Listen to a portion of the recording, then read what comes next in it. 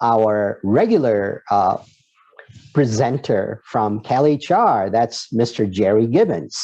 As you all know, Jerry is the manager of policy administration of the Limited Exam and Appointment Program, or LEAP, and in CalHR's Office of Civil Rights. And Jerry has been supporter of SDAC and provided information on LEAP hires, LEAP exam, and other developments affecting persons with disabilities in state service.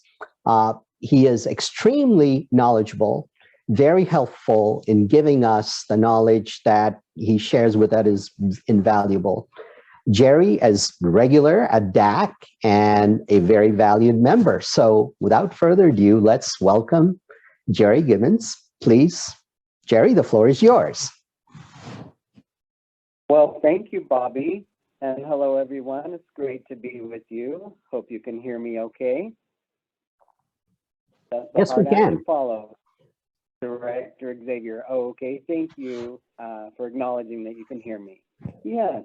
All right. And thank you for this opportunity to provide the CalHR report out to SDAC. And it's fairly brief.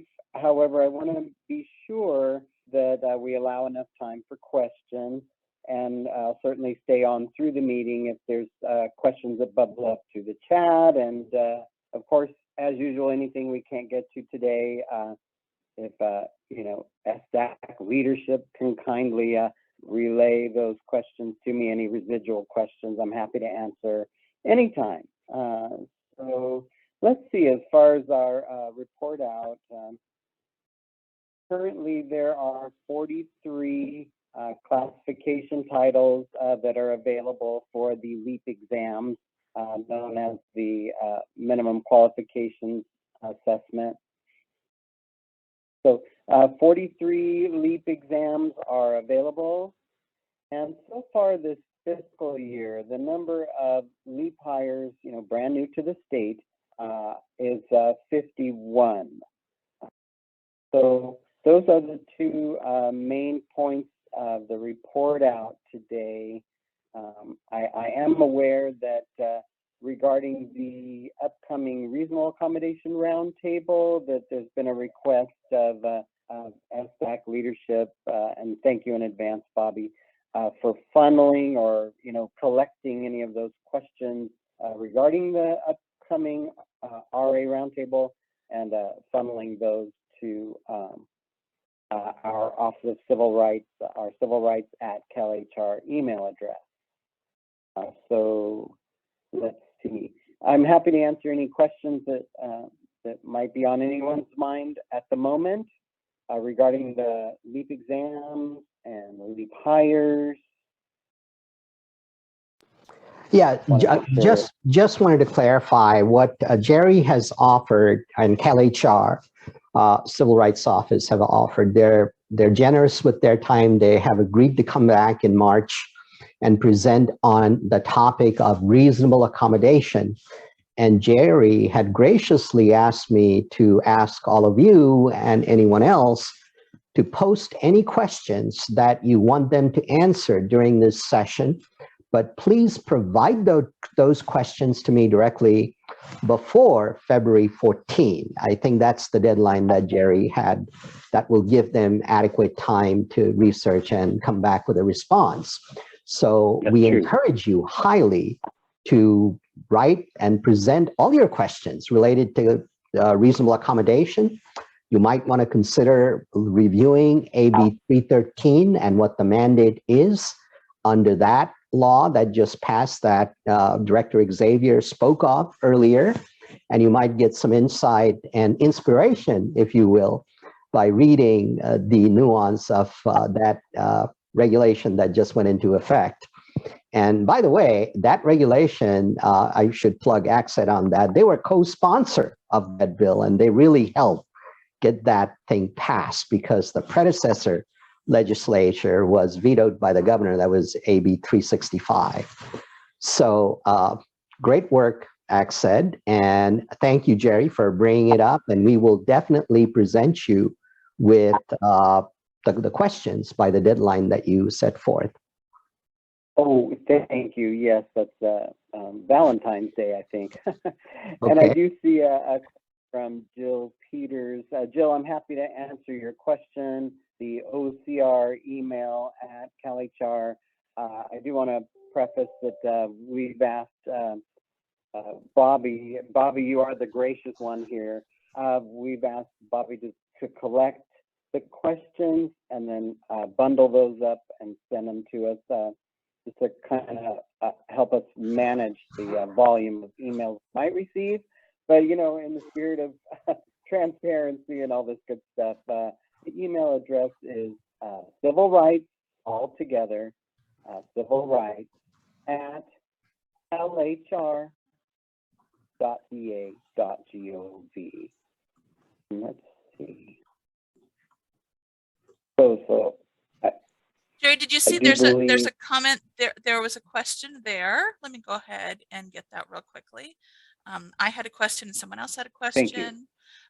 It's Alex asked a question about LEAP AB 313 pay and classifications. I applaud efforts made to hire persons with disabilities. Of the pay scales for positions advertised, not all of the classifications that are LEAP. I think it's just it was just mentioned 43 exams. What is the average pay? I only asked because in my past searches years ago, it seemed most jobs advertised for LEAP were for classifications with lower pay scales. Okay, thank you for that question, by the way, Alex. So let me back up and not take too much time reaching into history. But some, years ago, it was understood that the classification titles available for LEAP exams were restricted to only entry level classifications. That was determined not to be correct.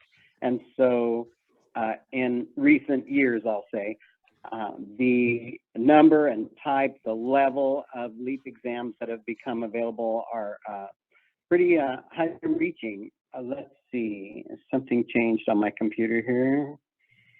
Okay, so I guess maybe more simply, I apologize, I'm distracted by something that popped up on my screen. Jerry, isn't it true that IT is one of the areas where there are multiple classes that are available for LEAP? I remember noticing that. You. Yes, I'm so excited to see quite a few IT classifications and the levels of those, as well as the staff manager series, staff manager 1, 2, and 3. The 2, of course, is separated out into supervisory and specialist. So anyway, I'm rambling a little bit. So to get an average, salary, I apologize, I just don't have that figure handy. I'd have to add them up, figure that out. But I think the basic answer to your question is that there are now higher pay scales available than what there used to be. That is totally true. That's a good answer. Rihanna asked, is that 51 LEAP hires since the beginning of the calendar year or the fiscal year?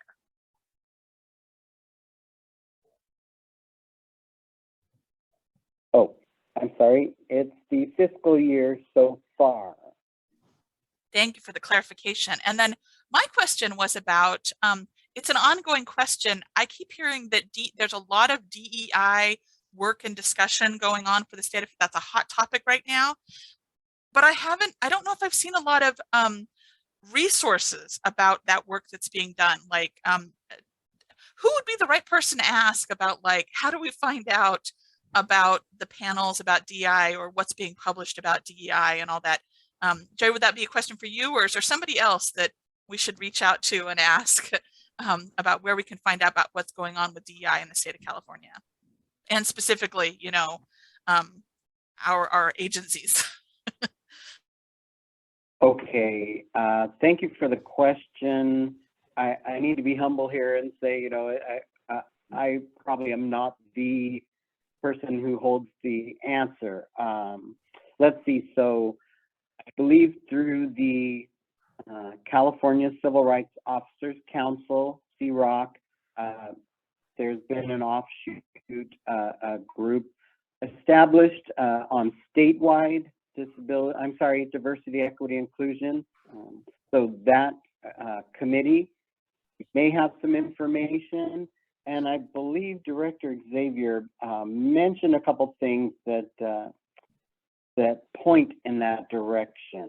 Okay, so I'll follow up on that. I apologize. Okay, no, it's all good. Good. I should have asked earlier. So we have another question. Mindy. Hi, Jerry. I would like to ask if the health program and research program specialist classifications can be considered for LEAP.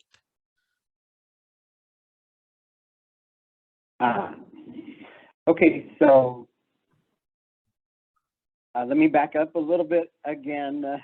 I know how far can I reach back in the cobwebs of history, but so what I want to say is that not so long ago, the regulations were changed and allowed any classification to be designated as a LEAP exam.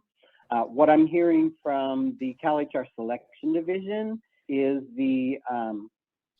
they're happy to be contacted and work with departments who would like to launch, perhaps this is a department specific classification, or let me not get onto too far into the deep end.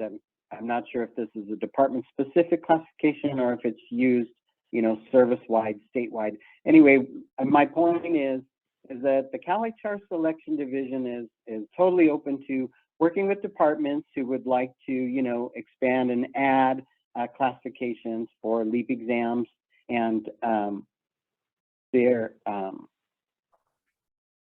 have a contact email address that I'll put in the chat.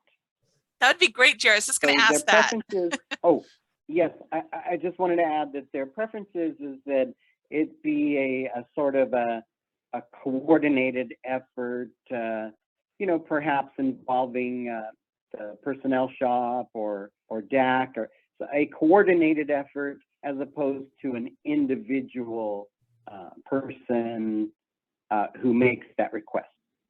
Anyway, again, I'll put their, I believe it's service-wide at CalHR, but don't quote me. I'll put that in the chat in just a moment. And Bobby, I'll throw it back to you because it looks like All right. our questions are answered. Thank you so much.